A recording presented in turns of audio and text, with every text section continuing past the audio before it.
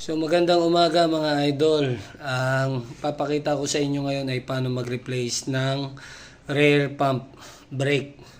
Kasi kahapon itong KLX ko lumusot yung preno. So kung makikita nyo, ayan, wala siyang preno. Tapos natagas ang brake fluid dito sa baba. So papalitan na natin yan ng universal na rear pump. Okay? So standby lang. So ito ang ipapalit natin na pump, yung Racing Boy na universal na charcoal. So papakita ko sa inyo kung paano natin to ikabit. Ang una natin gagawin is tatanggalin muna natin yung original na rear pump sa motor natin. Okay? Yan. So ayan siya. Okay, simulan na natin tanggalin. Ang kailangan natin dito ay 8mm na tools. Kung wala naman kayo nito, pwedeng yung close. Okay, so tatanggalin natin ngayon.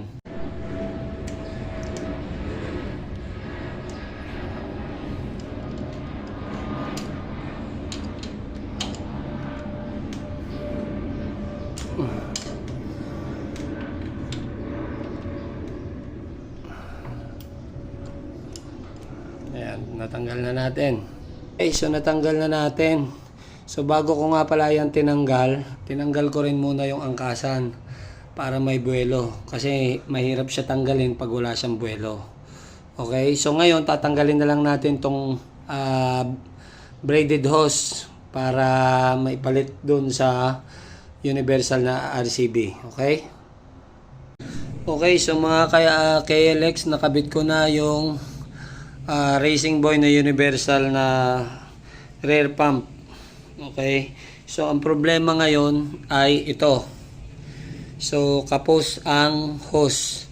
So kailangan natin palitan yung hose, kailangan natin habaan para mailagay. So standby lang kayo, bibili muna ako ng hose.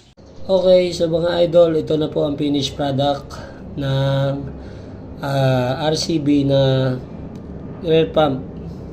So naayos ko na po. Ayan na po. Na-testing ko na rin po yan. At makapit po ang preno. So hanggang sa muli po. Maraming salamat po.